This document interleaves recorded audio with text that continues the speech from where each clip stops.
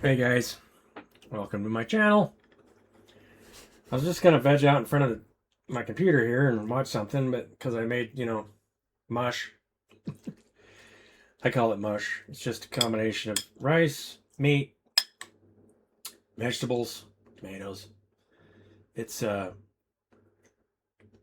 what you make old guys who can't cook for themselves and they have lots something that they can grab out of the fridge and put it in a bowl and heat it up and eat it. And it has enough stuff in it so it doesn't spike their blood sugar, and it fills them up and doesn't make them feel terrible. Right? As you get older, those things are important. So, what do we have to talk about today? I had a bunch of bullet points, and I guess maybe it's just not that. Let's flip a card. Maybe something will ring a bell. The self-esteem. I know that's been a topic that I've been thinking about a lot lately. Oh, yeah, and everybody's always talking about make sure you're standing in your power. Rest. We're all getting rest. Rest and reflection. And you're putting your swords on the wall. That's a good thing to do, right? Put the swords on the wall, lay down, take a nap. Standing in your power. What does that mean? Everyone talks about it, but then they don't describe it. You're standing in your power. People are taking notice, Well, I mean, the last thing you want to do is enforce power over other people. So what power are we talking about? And then they say, well, you have power to change. Okay. I have power to change direction at any time. My head, you can see, as it's moving back and forth, I have the power to change direction. I can move in space-time, and I'm actively deciding which direction to go. I'm standing in my power. Actually, the most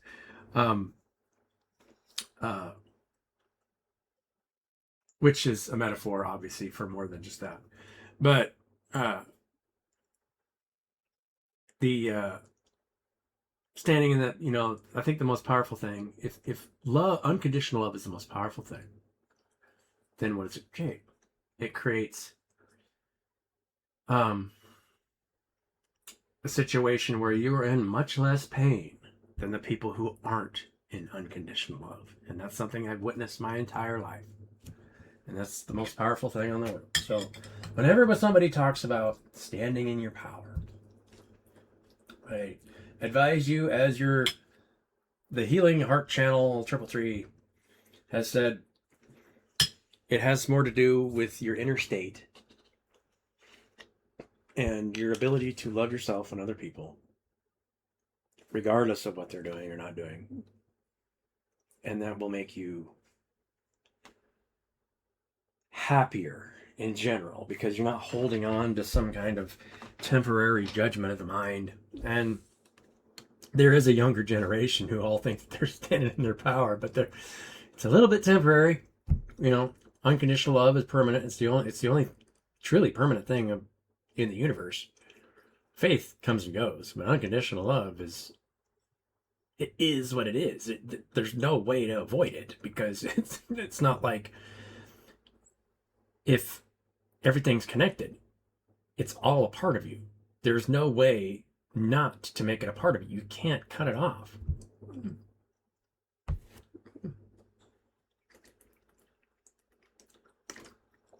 Even if it's thrashing around because it doesn't know what it is, it doesn't know that it's harming itself, which we all do. Unconsciously, we're all, this vessel is a temporary state. And knowing that means, there's no reason to put a lot of energy into the vessel. It'll take care of itself. But you can destroy it by putting a lot of stuff into it, like eating too much. Even this, is one thing. So what else do I have to talk about? Self-esteem. Don't ever take advantage of somebody that has a low self-esteem. And I know that I've been taken advantage of in the past, because I just for various reasons. I just didn't want the conflict, right? Somebody wants to take advantage of you, and they want to take what you got, something that you have, and you just don't want the conflict. And so you just say no. After a while, you just say no. And this is something that I wanted to share with you guys on my channel that I haven't before, and I'll probably end it with this, is that growing up for a long time, I did not, I took advantage of every time, a woman decided to show interest in me. It's like, wow, she really likes me. And then I would, develop a relationship with her. But, there must have been a part of me that said that that was not a good idea because it never ended well for me. I chose to love, but if the person that you're with, and I'll be the first one to admit that I attracted that because of knowing how I was back then. At the same time, so you have to know thyself. Unless you really understand yourself and love yourself unconditionally, you're not going to find somebody that's going to do the same thing for you, that's going to reflect that back onto you. They're going to judge you and leave you because you've already judged yourself unworthy. And I guess the difference is even if you don't love yourself, don't leave somebody because for the same reason. I mean, marriage is a tricky thing. I just saw a post, somebody was talking about marriage, and they said, never get married again. That contract is BS, and 100% agree, because you're inviting a third party into something that they have nothing to do with. And so you're giving them power to rule in that relationship. Why would you do that? Why would you get a state-sponsored marriage certificate? It's the dumbest thing. I actually argue when I did get married. I argued with my fiance at the time about it. Oh no, that's what we want. Oh, okay, whatever you want, dear. And of course, I regret it because I didn't say no. I hadn't learned the power of no yet. The power of yes is very frivolous. Mostly, it's just the power of no, and telling yourself no in a lot of different ways. Just, I don't need that. I have to let go of that thing. Yeah. Anyway, when somebody doesn't have very healthy self-esteem, the last thing you want to do is take advantage of that. For one thing, sell them coaching, and so this might rub a few people the wrong way, but coaching, generally speaking, if it's just general coaching, offering emotional support for somebody, you're taking advantage of somebody with low self-esteem and basically taking money from them because they have a low self-esteem, and they're not aware of what you're doing to them, unless you heal them in 20 minutes, right? Growth takes time. I mean, the best thing you can do is give them advice. Say, hey, look, this is the direction you need to go. Do this. Put yourself in front of the camera. Do something. Put yourself out in the public. Go dancing with a group of people, and who gives a shit what you look like and how you flop around and do all this stuff. Because that's what really creates self-esteem, and not really giving a shit what somebody else thinks, because self-esteem is never connected to what somebody else thinks. It's how you feel about yourself. It's independent of what somebody else thinks about you. That's true self-esteem. And that's not something that you can sell. That is a skill that you develop over time, unless you already have it from a very early age. Maybe you're an old soul and you've already developed that from a very early age. I don't know. Tell me about yourself. Are you, a lot of people are fine being alone, and they don't like getting into groups, but a lot of times they don't like getting into groups because they unconsciously don't like the way those groups are projecting on one another. You have to be okay with it. What's wrong with it? They're just growing. None of it's bad. It's all just, everything's growing. And it'll look like it's dying while it's growing.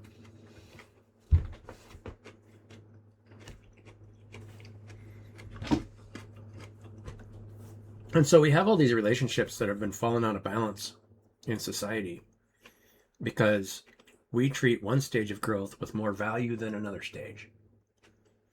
this person over here has got a whole fleet of coaches paying them, who has a whole fleet of coaches paying those groups. And so you have these hierarchical, these big pyramid schemes of coaches in our society based on self-esteem, because they don't have the power to say, and even if they did, they feel like they owe one another something, right?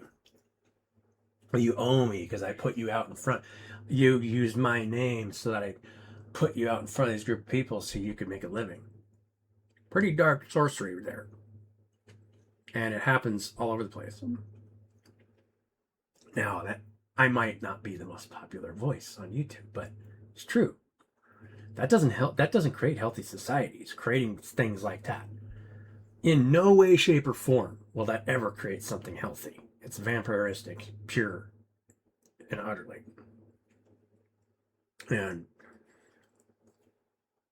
in the past, I haven't talked about it just because I don't want to rub people the wrong way, but I don't care. I don't give a shit anymore. I really don't. I could care less.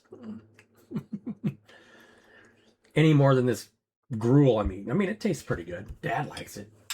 Boy, Bugs, this is pretty good stuff. That's what he says. I mean, he's never called me Brian. I've always been Bugs, and my brother's been Buns from the time I was born. He's called me by my name a select probably less than 10 times in my 51 years.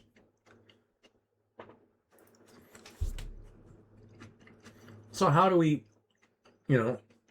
how do you really, and there's nothing wrong with being open to receive, because a lot of times we're helping people, but you don't want to demand an exchange. Say, look, if it feels like they help you, I'd be more than gracious to, receive something from you. And if I haven't helped you, then let me know so I can get that feedback. So I know, so I can think about what it is that I'm offering you. And that's an important thing. And that's why you don't demand money up front for anything. You should never do that. And a lot of people say, well, I'm just creating boundaries. It's like, well, you're creating boundaries that are limiting your potential. You can go ahead and create that boundary, but you're never going to get a faster feedback loop than if you're open to receive. That's the fastest feedback loop that you can get. And that's why it's taught spirituality. It's just a growth mechanism.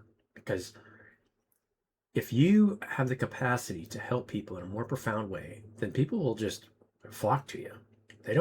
You won't need to go out and market and advertise. It'll be right in front of everybody's face.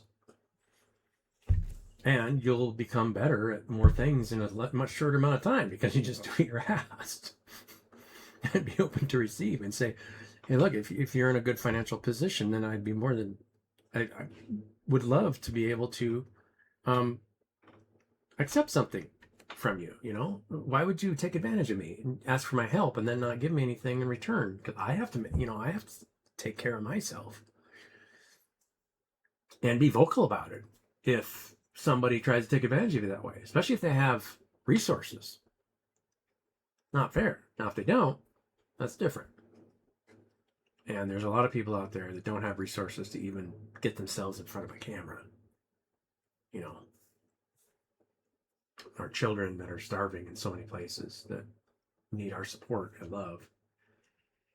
And so I guess maybe I'll end this video with that. If you have the capacity to give anything, $20, $5, $10, I know a lot of people that could really use it, and they'd be very happy to get in contact with you. So, love you guys. Have a beautiful day. Thanks for watching my YouTube channel. It's not your typical YouTube channel. It's channel Messages by Brian, I guess. I don't know. Healing Heart 333. Always pour your heart into what you're doing, and don't take people for granted, because the way you treat other people is the way you'll be treated. You'll be taken for granted at the same time if you're doing that to other people. And that cycle will continue as long as you continue to take advantage of other people. Yeah. Love you guys. Have a great day. Bye.